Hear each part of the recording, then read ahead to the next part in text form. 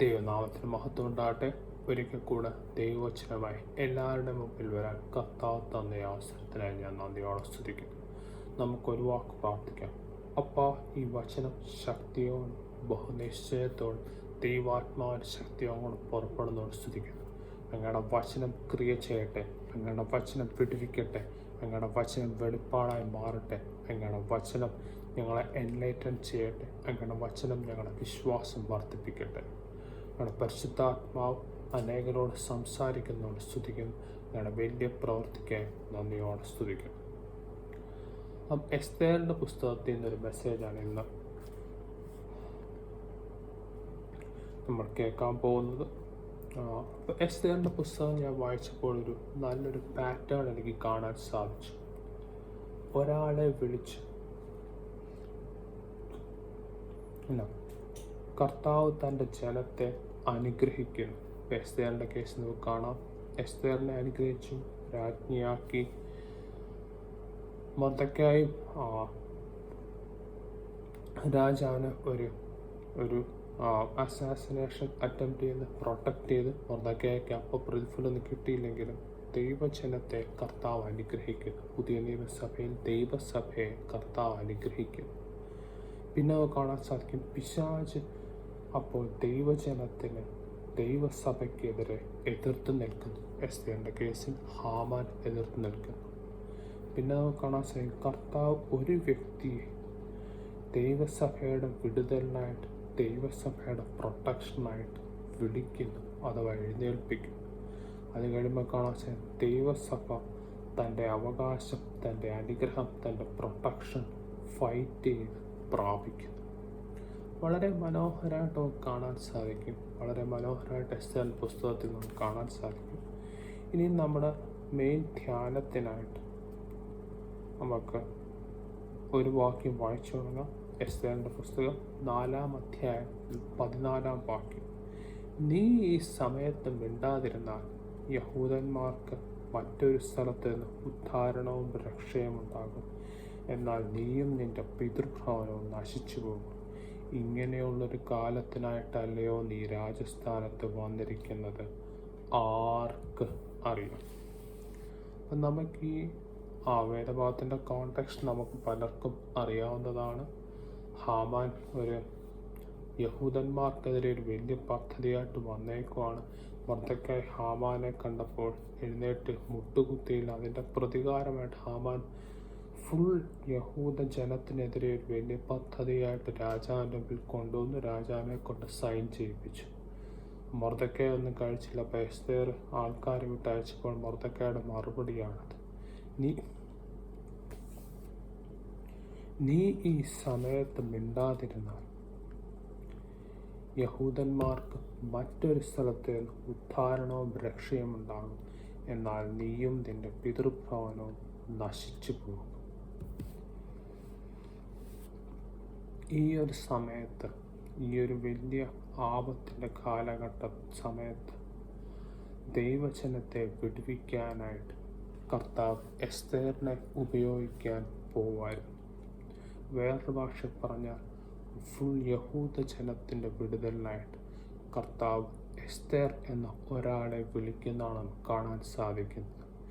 നീ ഈ സമയത്ത് മിണ്ടാതിരുന്നാൽ യഹൂദന്മാർക്ക് മറ്റൊരു സ്ഥലത്ത് നിന്ന് ഉദ്ധാരണവും രക്ഷയും ഉണ്ടാകും. എന്നാൽ നീയും നിന്റെ പിതൃഭവനവും നശിച്ചു പോകും. ഈ ഒരു ഇങ്ങനെയുള്ള ഒരു കാലത്തിനായിട്ടല്ലയോ ഈ രാജസ്ഥാനത്ത് വന്നിരിക്കുന്നത്, ആർക്ക് അറിയാം? ദൈവജനത്തെ വിടുവിക്കുന്നതിനായിട്ട്, അനുഗ്രഹിക്കുന്നതിനായിട്ട് കർത്താവ് ഒരു വ്യക്തിയെ വിളിക്കുന്നു. ആ വ്യക്തിയിലൂടെ ദൈവജനത്തെ അനുഗ്രഹിക്കാനായിട്ടൊരു പദ്ധതി നമുക്കിവിടെ കാണാൻ സാധിക്കും.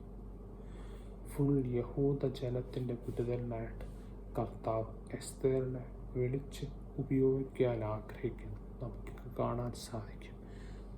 ഫുൾ ദൈവജനത്തിൻ്റെ വിടുതലിനായി കർത്താവ് ഒരാളെ വിളിച്ച് ഉപയോഗിക്കാൻ താല്പര്യപ്പെടുന്നു. ഞാൻ ധ്യാനിച്ചപ്പോൾ ഞാനൊരു കാര്യം റിയലൈസ് ചെയ്തു. ദൈവവചനത്തിൽ ഉടനീളം നമുക്കിത് കാണാൻ സാധിക്കും.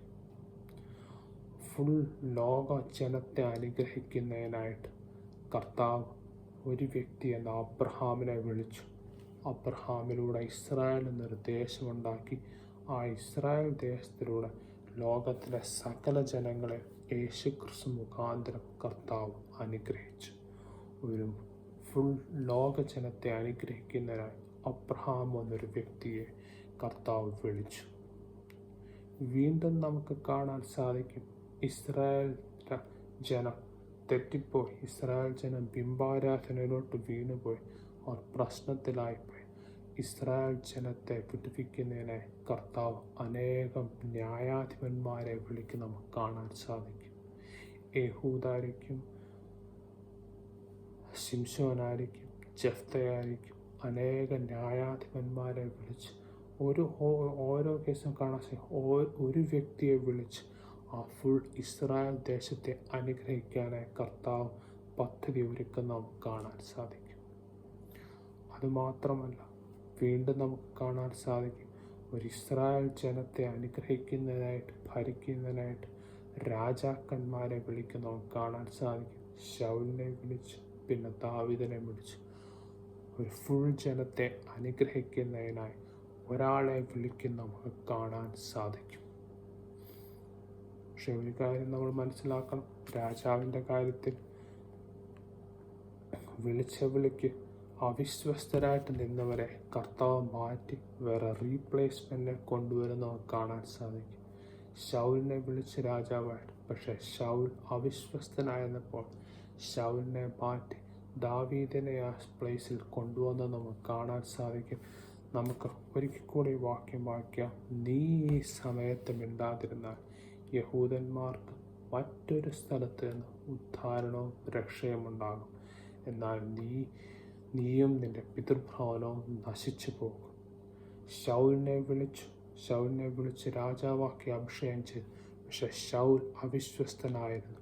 അതുകൊണ്ട് കർത്താവിൻ്റെ പദ്ധതിക്ക് ഒരു ഭംഗവും മാറ്റിയില്ല. ശൗലിനെ മാറ്റി ദാവീദിനെ കൊണ്ടുവന്നു ജനത്തെ അനുഗ്രഹിക്കുന്ന നമുക്ക് കാണാൻ സാധിക്കും. നാം നമ്മുടെ വിളിയിൽ വിശ്വസ്തരോ? കർത്താവ് നമുക്ക് ഏൽപ്പിച്ചിരിക്കുന്ന ദൗത്യത്തിൽ നാം വിശ്വസ്തരാണോ? വിശ്വസ്തരല്ലെങ്കിൽ കർത്താവിനൊന്നും പറ്റത്തില്ല. കർത്താവ് നമ്മെ മാറ്റി വേറൊരാളെ കണ്ട് ചെയ്യാനും കർത്താവിന് സാധിക്കും. ഉടനീളം നമുക്ക് ഈ പാറ്റേൺ വളരെ മനോഹരമായിട്ട് ദൈവവചനത്തിൽ കാണാൻ സാധിക്കും. ഒരു ജനത്തെ അനുഗ്രഹിക്കുന്നതിനായി ഒരു വ്യക്തിയെ വിളിക്കുന്ന നമുക്ക് കാണാൻ സാധിക്കും. ആ വ്യക്തിയിലൂടെ ആ ജനത്തെ മുഴുവനും അനുഗ്രഹിക്കുന്നതിനായിട്ട് പ്രൊട്ടക്റ്റ് ചെയ്യുന്ന നമുക്ക് കാണാൻ സാധിക്കും. നീ ഈ സമയത്ത് മിണ്ടാതിരുന്നാൽ യഹൂദന്മാർക്ക് മറ്റൊരു സ്ഥലത്ത് നിന്ന് ഉദ്ധാരണവും രക്ഷയും ഉണ്ടാകും. എന്നാൽ നീയും നിന്റെ പിതൃഭവനവും നശിച്ചു പോകും. ഇങ്ങനെയുള്ള ഒരു കാലത്തിനായിട്ടല്ലയോ നീ രാജസ്ഥാനത്ത് വന്നിരിക്കുന്നത്? ആർക്ക് അറിയാം? ഒരു കുലത്തെ, ഒരു ഇസ്രായേൽ ജനത്തെ മുഴുവൻ വിടുവിക്കുന്നതിനായി ഒരെസ്തേറിനെ കർത്താവ് വിളിച്ച് നമുക്ക് കാണാൻ സാധിക്കും. വളരെ മനോഹരമായിട്ട് കാര്യം, ദൈവവചനം കഴിഞ്ഞിട്ടും നമ്മൾ ചർച്ച് ഹിസ്റ്ററി, സഭാ ചരിത്രം പഠിച്ചാലും ഈ ഒരു പാറ്റേൺ നമുക്ക് ഉടനീളം കാണാൻ സാധിക്കും. വളരെ മനോഹരമായിട്ട് കാണാൻ സാധിക്കും. നമുക്കെല്ലാവർക്കും അറിയാം, ആദിമസഭ പിന്നെ ആദ്യത്തെ കുറച്ച് നൂറ്റാണ്ടുകൾ കഴിഞ്ഞപ്പോൾ ദൈവസഭ അന്ധകാരത്തിലോട്ട് വീണുപോയി. 16-ാം നൂറ്റാണ്ടിൽ ദൈവസഭയെ വീണ്ടും യേശു ക്രിസ്തുവിലുള്ള വിശ്വാസം മൂലമുള്ള രക്ഷ എന്ന വലിയൊരു വെളിപ്പാടിലോട്ട് തിരിച്ചു കൊണ്ടുവരാൻ കർത്താവ് ഒരു വ്യക്തിയെ, മാർട്ടിൻ ലൂതറിനെ വിളിച്ചു. ദൈവസഭയെ മുഴുവനായിട്ട് അനുഗ്രഹിക്കുന്നതിനെ ഒരു വ്യക്തി മാർട്ടിൻ ലൂതറിനെ വിളിച്ചു. അതുമാത്രമല്ല, 17-ാം നൂറ്റാണ്ടിൽ ദൈവസഭയെ വിശുദ്ധീകരണം, കർത്താവിൽ രക്ഷിക്കപ്പെട്ട ഒരാളുടെ വിശുദ്ധീകരണം എന്നുള്ള വലിയൊരു മർമ്മത്തിലേക്ക് ദൈവസഭയെ കൊണ്ടുവരുവാൻ ഒരു ജോൺ വെസ്ലി എന്നൊരു വ്യക്തിയെ കർത്താവ് വിളിച്ചു. തീർച്ചയായും ഇങ്ങനത്തെയുള്ള ആൾക്കാരെ വിളിച്ച് ദൈവസഭ അനുഗ്രഹിക്കുമ്പോൾ പിശാച് ഉടനീളം അതിനോട് എതിർത്ത് നിൽക്കുന്ന നമുക്ക് കാണാൻ സാധിക്കും. ഈ സമയങ്ങളിലൊക്കെ എസ്പെഷ്യലി മാർട്ടിൻ ലൂതറിൻ്റെ കേസ് അനേക ആൾക്കാർ നമ്മുടെ രക്ഷയ്ക്ക് വേണ്ടി രക്തസാക്ഷികളായി നമുക്ക് കാണാൻ സാധിക്കും. ഇതുകൊണ്ട് തീർന്നില്ല. 19-ാം നൂറ്റാണ്ടിൽ 20-ാം നൂറ്റാണ്ടിലുമായിട്ട് ദൈവസഭയെ പരിശുദ്ധാത്മാവിനുള്ള ശക്തി, പരിശുദ്ധാത്മാവിൻ്റെ അഭിഷേകം, പരിശുദ്ധാത്മ സ്നാനം എന്നീ സത്യങ്ങളോട്ട് മടക്കിക്കൊണ്ടുവരുവാൻ കർത്താവ് അനേകരെ വിളിച്ച് കാണാൻ ഒരു ചാൾസ് ഫർഹാം, ഒരു സ്മിത്ത് വിഗിൾസ്വർത്ത്, ഒരു വില്യം സീമർ എന്നീ വ്യക്തികളെ വിളിച്ച് കാണാൻ സാധിക്കും. ഒരു കുലത്തെ, ഒരു ദൈവസഭയെ മുഴുവനും അനുഗ്രഹിക്കുന്നതിനായി ഒരു വ്യക്തിയെ വിളിക്കുന്ന നമുക്ക് കാണാൻ സാധിക്കും. ആ വ്യക്തിയിലൂടെ ആ സഭയെ, ദൈവജനത്തെ മുഴുവനും അനുഗ്രഹിക്കാനാണ് കർത്താവിൻ്റെ പദ്ധതി. നീ ഈ സമയത്ത് മിണ്ടാതിരുന്നാൽ യഹൂദന്മാർക്ക് മറ്റൊരു സ്ഥലത്ത് നിന്ന് ഉദ്ധാരണവും രക്ഷയും ഉണ്ടാകും. എന്നാൽ നീയും നിന്റെ പിതൃഭവനവും നശിച്ചു പോകും. ഇങ്ങനെയുള്ള ഒരു കാലത്തിനായിട്ടല്ലയോ നീ ഇങ്ങനെയുള്ള ഒരു കാലത്തിനായിട്ടല്ലയോ നീ രാജസ്ഥാനത്ത് വന്നിരിക്കുന്നത്? ആർക്കറിയാം? ഒരു ഫുൾ ജനത്തെ, ഒരു കുലത്തെ വിടുവിക്കുന്നതിനായി, അനുഗ്രഹിക്കുന്നതിനായി ഒരു വ്യക്തിയെ വിളിക്കുന്നത് നമുക്ക് ഉടനീളം കാണാൻ സാധിക്കും. പക്ഷെ ആ വ്യക്തി അവിശ്വസ്തനായി കർത്താവിന് കുഴപ്പമില്ല. ആ വ്യക്തിയെ മാറ്റി വേറൊരു വ്യക്തിയിലൂടെ കർത്താവിനെ അനുഗ്രഹിക്കാൻ സാധിക്കാം. ദൈവജനത്തിൽ നിന്ന് നമുക്ക് ഉദാഹരണം കാണാം. ശൗലിനെ മാറ്റി ദാവീദിനെ കൊണ്ട് ഇസ്രായേൽ ജനത്തെ അനുഗ്രഹിക്കാൻ നമുക്ക് കാണാൻ സാധിക്കും. ഇങ്ങനെ നിൽക്കുന്നു. നമ്മുടെ കേരളത്തിൽ ഒരു 50 വർഷം, ഒരു 70 വർഷങ്ങൾക്ക് മുമ്പ് വലിയൊരു പെന്തിക്കോസ്റ്റൽ ഉണർവ് വന്നു. എനിക്കൊന്ന് റോബർട്ട് കുക്ക് എന്നൊരു മിഷണറിയാണ് ആദ്യയോടെ വന്നത്. അനേകർ പരിശുദ്ധാത്മാവിൽ നിറഞ്ഞ് സഭയിൽ ആത്മീയ നന്മകളുടെ സമൃദ്ധി ഉണ്ടായി. രോഗസൗഖ്യങ്ങളും പ്രവചനങ്ങളാലും സഭ നിറഞ്ഞു. അന്യഭാഷ മാത്രമല്ല, അതിൻ്റെ ഇൻ്റർപ്രിട്ടേഷനിലാലും സഭ അനുഗ്രഹിക്കപ്പെട്ടു. എന്നാൽ ഇന്ന് ആ ഒരു ലെവലിലുള്ള ഉണർവ് നാം കാണുന്നുണ്ടോ? ആ ഒരു ലെവലിലുള്ള അതേ രീതിയിലുള്ള ആത്മീക സമൃദ്ധി നാം കാണുന്നുണ്ടോ? അതേ ഒരു ലെവലിലോട്ട് തിരിച്ചു കൊണ്ടുവരാൻ ദൈവഹിതമനുസരിച്ച് അതിനുവേണ്ടി നിൽപ്പാൻ നാം തയ്യാറാണോ? നീ ഈ സമയത്ത് മിണ്ടാതെ ഇരുന്നാൽ യഹൂദന്മാർക്ക് മറ്റൊരു സ്ഥലത്ത് നിന്ന് ഉദ്ധാരണവും രക്ഷയും ഉണ്ടാകും. എന്നാൽ നീയും നിന്റെ പിതൃഭവനവും നശിച്ചു പോകും. ഇങ്ങനെയുള്ള ഒരു കാലത്തിനായിട്ടല്ലയോ ഈ രാജസ്ഥാനത്ത് വന്നിരിക്കുന്നത്? ആർക്ക് അറിയാം?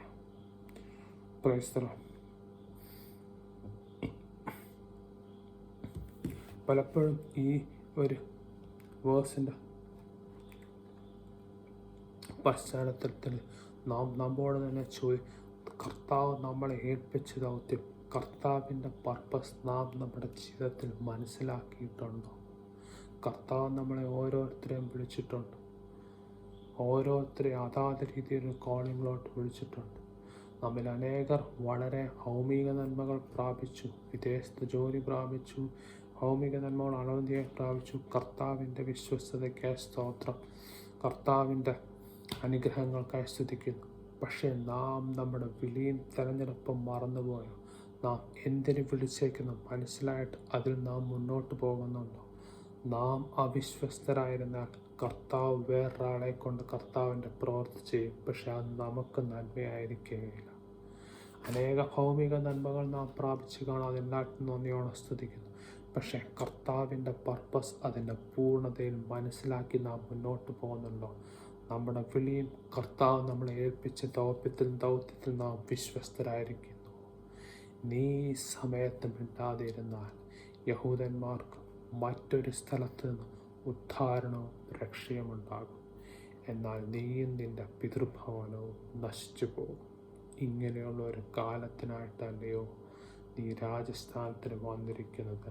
ആർക്കറിയാം? നമ്മുടെ വിളിയും കർത്താവ് നമ്മളെ ഏൽപ്പിച്ച ദൗത്യത്തിലും നാം വിശ്വസ്തരായിരിക്കുന്നു. അതോ ഭൗമിക നന്മകൾ വന്നപ്പോൾ അതിനാൽ നാം മത്തരായിത്തീർന്ന് കർത്താവ് നമ്മളെ ഏൽപ്പിച്ച ദൗത്യത്തിൽ നാം മാറിപ്പോയോ? നാം മിണ്ടാതിരുന്നാൽ കർത്താവിൻ്റെ വേല ചെയ്യും. താൻ ഒരു കുഴപ്പമില്ല. പക്ഷെ നമുക്ക് അത് നന്മയായിരിക്കുകയില്ല. കാത്തറിൻ കുൾമാൻ എന്നൊരു കർത്താവിനാൽ ഭയങ്കരമായി ഉപയോഗിക്കപ്പെട്ട ഒരു സ്ത്രീ. പുള്ളിക്കാരി എന്നും വിശ്വസിച്ചുകൊണ്ടിരുന്ന, പുള്ളിക്കാരി പറഞ്ഞുകൊണ്ടിരുന്ന, പുള്ളിക്കാരി കർത്താവ് ഉപയോഗിക്കാനുള്ള കർത്താവിൻ്റെ ഫസ്റ്റ് ചോയ്സ് അല്ലായിരുന്നു എന്ന് പുള്ളിക്കാരി പറഞ്ഞുകൊണ്ടിരുന്ന ഞാൻ മൂന്നാമതോ നാലാമതോ ഒരു ചോയ്സ് ആയിരുന്നു പുള്ളിക്കാരി പറഞ്ഞുകൊണ്ടിരുന്നത്. പുള്ളിക്കാരി പറയുന്നത് കുറേ പേർ, 2-3 പേർ കർത്താവ് ഏൽപ്പിച്ച വിളി റിജക്റ്റ് ചെയ്തു, അവരത് വേണ്ടെന്ന് പറഞ്ഞു. അതിനാൽ കർത്താവ് എന്നെ ഉപയോഗിച്ചു എന്നാണ് കാത്തറിൻ കുൾമാൻ പറഞ്ഞുകൊണ്ടിരുന്നത്.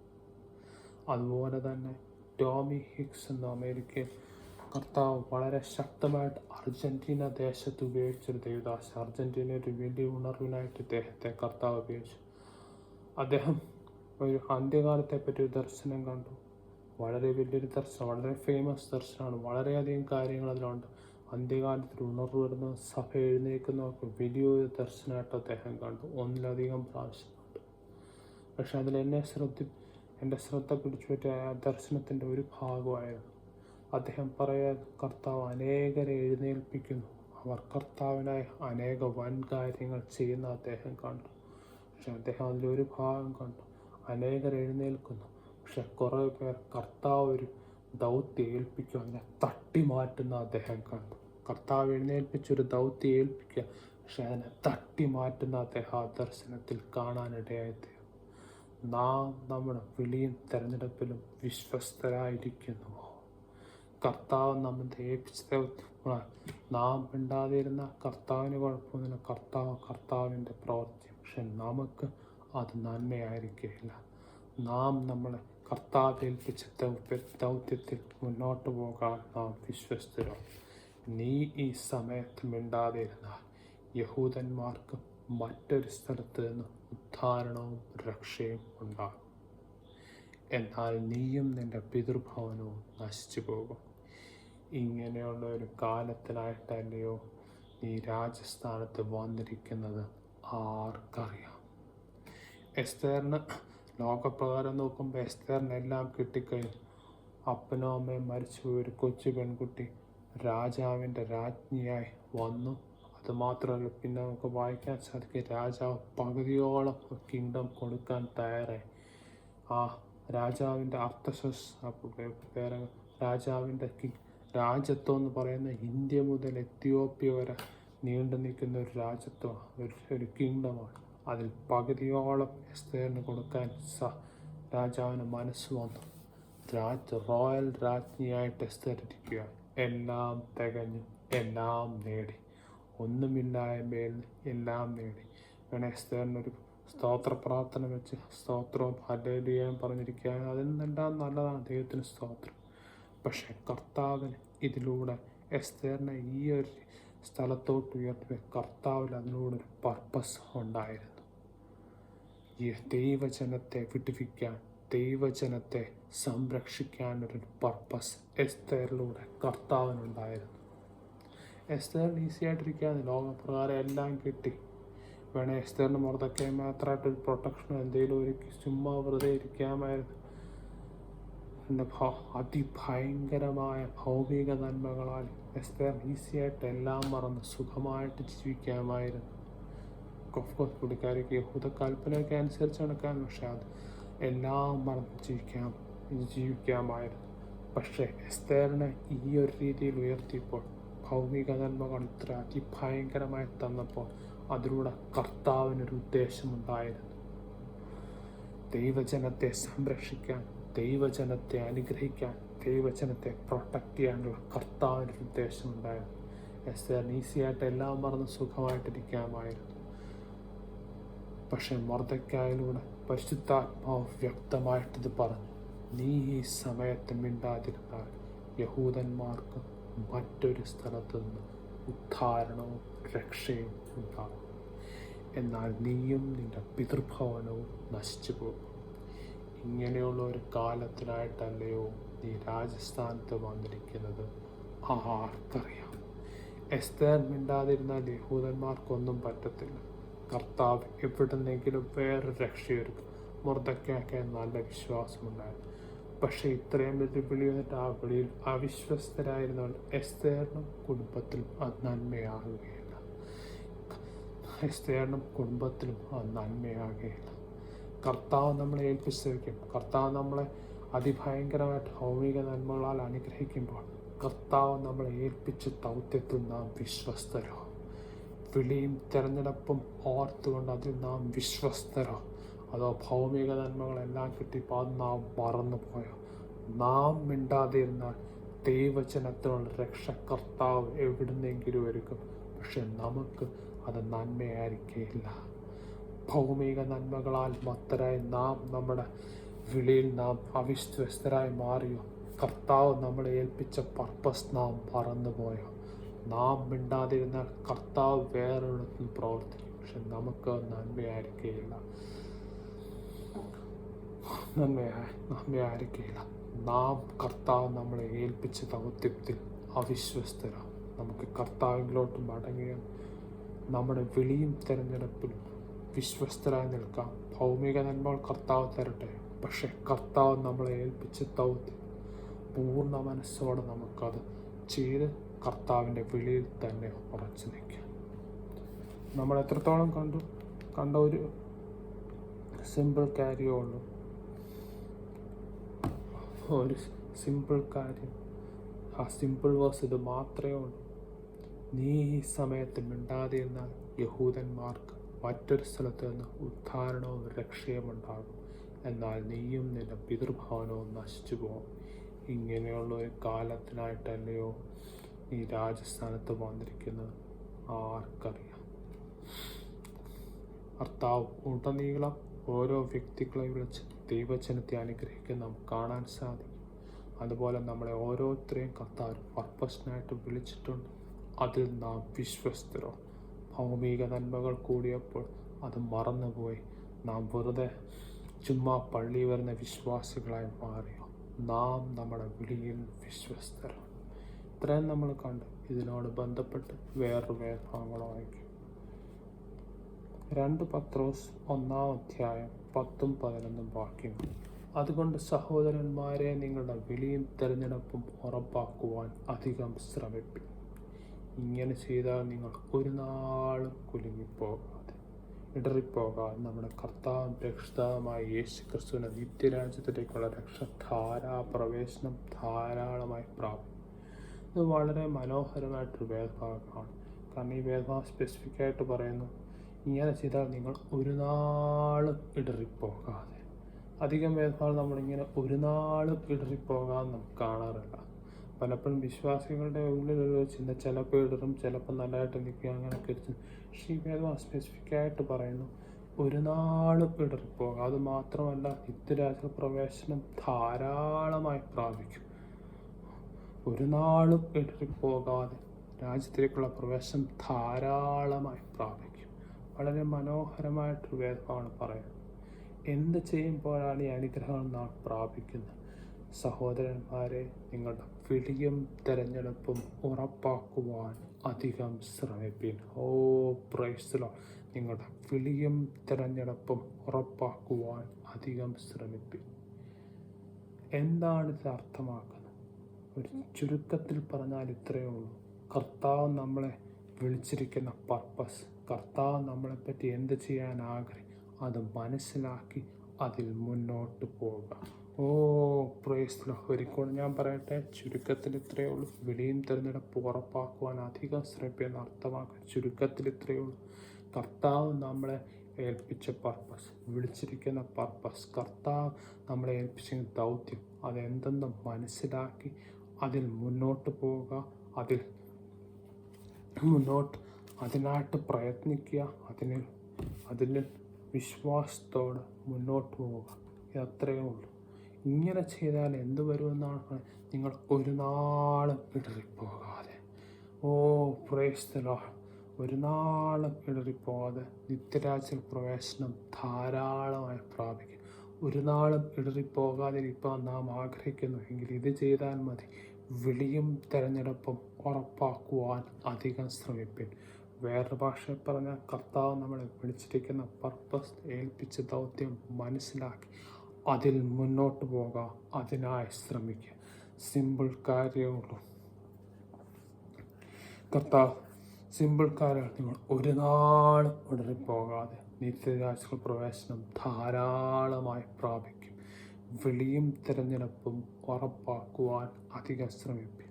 നമ്മളെ ഓരോരുത്തരെയും കർത്താവ് വിളിച്ചിട്ടുണ്ട്. എല്ലാവരെയും അപ്പോസ്തലന്മാരായിട്ടായിരിക്കത്തില്ല, എല്ലാവരെയും ഇടയന്മാരായിട്ടായിരിക്കും, അതൊക്കെ ദൈവത്തിന് സ്തോത്രം. പക്ഷെ കർത്താവ് നമ്മളെ വിളിച്ചിരിക്കുന്ന വിളി മനസ്സിലാക്കി അതിൽ മുന്നോട്ട് പോകാൻ നാം അധികം ശ്രമിക്കുന്നു. അതിനായി നാം എഫേർട്ട് എടുക്കുന്നുവോ? കർത്താവ് നമ്മളെ വിളിച്ചിരിക്കുന്ന വിളി മനസ്സിലാക്കി അതിനായിട്ട് മുന്നോട്ട് പോകാൻ നാം എഫേർട്ട് എടുക്കുന്നുവോ? എങ്കിൽ ദൈവജനം സ്പെസിഫിക്കായിട്ട് പറയും, നിങ്ങൾ ഒരു നാളും ഇടറിപ്പോകുകയില്ല, നിത്യരാജ്യത്തിലേക്കുള്ള പ്രവേശനം ധാരാളമായി പ്രാപിക്കും. അതിനായിട്ട് നാം ശരിക്കും ഭൗമിക നന്മകൾക്ക് എഫേർട്ട് എടുക്കുന്നുണ്ട്, അതിനായിട്ട് നിങ്ങളെ സ്തുതിക്കുന്നു. പക്ഷെ വിളിയും തിരഞ്ഞെടുപ്പ് ഉറപ്പാക്കി കർത്താവ് നമ്മെ വിളിച്ചിരിക്കുന്ന പർപ്പസ് മനസ്സിലാക്കി അതിനായി നാം എഫേർട്ട് എടുക്കുന്നു. ഒരു നാളും ഇടറിപ്പോകാതെ നിത്യരാജ്യ പ്രവേശനം ധാരാളമായി പ്രാപിക്കും. നമുക്ക് വിളിയും തിരഞ്ഞെടുപ്പും ഉറപ്പാക്കി മുന്നോട്ട് പോകാം. ഈ സമയത്ത് നമുക്കൊരു ചോദ്യം വരാം, എങ്ങനെയാണ് കർത്താവിൻ്റെ പർപ്പസ് ഞാൻ മനസ്സിലാക്കുന്നത്? എങ്ങനെയാണ് കർത്താവിൻ്റെ വിളിയും തിരഞ്ഞെടുപ്പും ഞാൻ മനസ്സിലാക്കുന്നത്? അങ്ങനെയെങ്കിലല്ലേ എനിക്ക് മുന്നോട്ട് പോകാൻ സാധിക്കും. അതിനോട് ബന്ധപ്പെട്ട് 2 വേദഭാഗങ്ങൾ വായിച്ച് നമുക്ക് മുന്നോട്ട് പോകാം. റോമർക്ക് എഴുതിയ ലേഖനം 12-ാം അധ്യായം 1-2 വാക്യം. സഹോദരന്മാരെ, ഞാൻ ദൈവത്തിൻ്റെ മനസ്സിനെ ഓർപ്പിച്ച് നിങ്ങളെ പ്രബോധിപ്പിക്കുന്നു. നിങ്ങൾ ബുദ്ധിയുള്ള ആരാധനയായി നിങ്ങളുടെ ശരീരങ്ങളെ ജീവനും വിശുദ്ധിയും ദൈവത്തിന് പ്രസാദവുമുള്ള യാഗമായി സമർപ്പിപ്പിൻ. ഈ ലോകത്തിന് അനുരൂപമാകാതെ നന്മയും പ്രസാദവും പൂർണ്ണതയുമുള്ള ദൈവഹിതം ഇന്നതെന്ന് തിരിച്ചറിയേണ്ടതിന് മനസ്സ് പുതുക്കി രൂപാന്തരപ്പെടുക. Praise the Lord. ദൈവഹിതം ഇന്നതെന്ന് തിരിച്ചറിയേണ്ടതിന് എന്ത് ചെയ്യുവാൻ പറയുന്നു? ദൈവസന്നിധിയിൽ സമർപ്പണത്തോടെ ശരീരങ്ങൾ ജീവനും വിശുദ്ധിയുള്ള ദൈവത്തിന് പ്രസാദമുള്ള യാഗമായി സമർപ്പിക്കണം. ഈ ലോകത്തിന് അനുരൂപമാകാതെ മനസ്സ് പുതുക്കി രൂപാന്തരപ്പെടണം. വേറൊരു ഭാഷയിൽ പറഞ്ഞാൽ ദൈവസന്നിധിയിൽ സമർപ്പണത്തോടെ വരിക. ഈ ലോകത്തിലെ ചിന്താഗതി മാറ്റി നിർത്തി ദൈവവചനത്താൽ തന്നെ മനസ്സിനെ രൂപാന്തരപ്പെടുത്തുക. ഇങ്ങനെ ചെയ്യുമ്പോൾ നാം ദൈവഹിതം മനസ്സിലാക്കി നമുക്ക് മുന്നോട്ട് പോകാൻ സാധിക്കും. പലപ്പോഴും ഞാൻ പറയട്ടെ, ദൈവസന്നിധിയിൽ സമർപ്പണത്തോടെ വരിക. ഈ ലോകത്തിൻ്റെ ചിന്താഗതി മാറ്റി നിർത്താൻ ദൈവവചനത്താൽ മനസ്സിനെ രൂപാന്തരപ്പെടുത്തുക. ഇങ്ങനെ ചെയ്യുമ്പോൾ നാം ദൈവഹിതം ഇന്നതെന്ന് മനസ്സിലാക്കി നമുക്ക് മുന്നോട്ട് പോകാൻ സാധിക്കും. അങ്ങനെ നമ്മളെ വിളിയും തിരഞ്ഞെടുപ്പും ഉറപ്പാക്കി നമുക്ക് മുന്നോട്ട് പോകാം. അങ്ങനെ ചെയ്യുമ്പോൾ നാം ഒരു നാളും ഇടറിപ്പോകാതെ ദൈവ രാജ്യത്തിലേക്കുള്ള പ്രവേശനം ധാരാളമായി പ്രാപിക്കും. നാം ദൈവസന്നിധിയിൽ സമർപ്പണത്തോടെ വന്ന് ദൈവവചനത്താൽ മനസ്സ് പുതുക്കി രൂപാന്തരപ്പെടാൻ നാം തയ്യാറാണ്. അങ്ങനെയെങ്കിൽ നാം ദൈവഹിതം മനസ്സിലാക്കി നമുക്ക് മുന്നോട്ട് പോയി വിളിയും തിരഞ്ഞെടുപ്പും ഉറപ്പാക്കി നമുക്ക് മുന്നോട്ട് പോകാൻ സാധിക്കും. സമർപ്പണത്തോടെ വന്ന് ഈ ലോകത്തിലെ ചിന്താഗതി മാറ്റി നിർത്തി ദൈവവചനത്താൽ മനസ്സ് പുതുക്കി രൂപാന്തരപ്പെടുത്താൻ നാം തയ്യാറാണ്. അങ്ങനെയെങ്കിൽ ദൈവഹിതം മനസ്സിലാക്കി നമ്മുടെ വിളിയും തിരഞ്ഞെടുപ്പും ഉറപ്പാക്കി നമുക്ക് മുന്നോട്ട് പോകാൻ സാധിക്കും. Praise the Lord. നോട് ബന്ധപ്പെട്ട് വേറൊരു വാക്യം കൂടെ വായിക്കാം.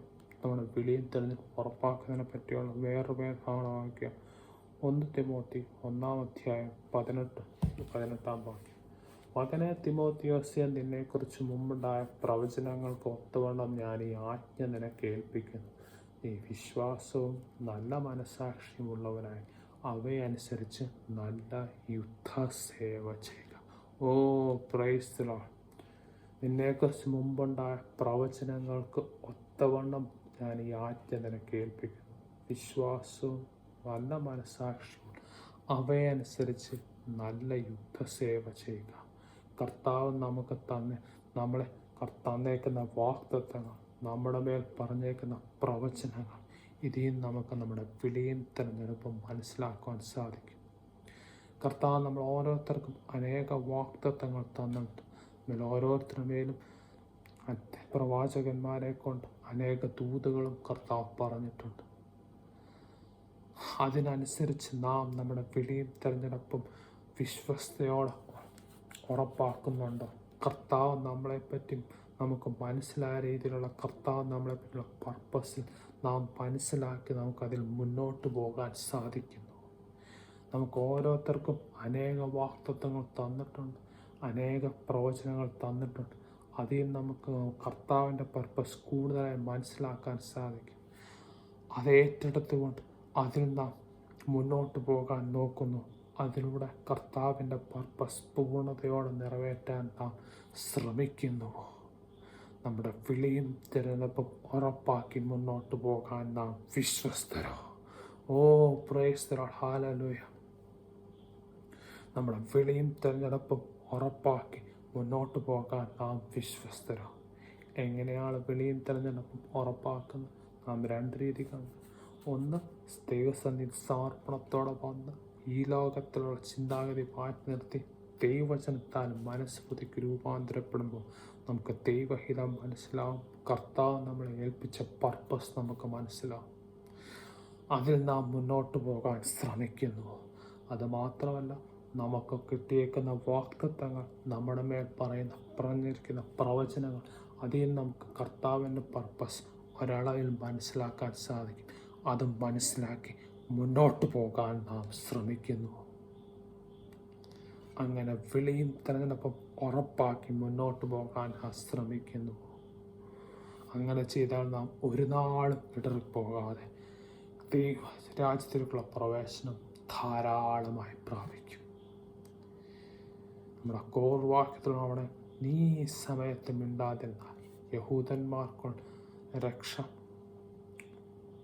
യഹൂദന്മാർക്ക് മറ്റൊരു സ്ഥലത്ത് നിന്ന് ഉദ്ധാരണവും രക്ഷയും ഉണ്ടാകും. എന്നാൽ നീയും നിന്റെ പിതൃഭവനവും നശിച്ചു പോകും. ഇങ്ങനെയുള്ള ഒരു കാലത്തിനായിട്ടല്ലയോ നീ രാജസ്ഥാനത്തേക്ക് വന്നിരിക്കുന്നത്? ആർക്കറിയാം?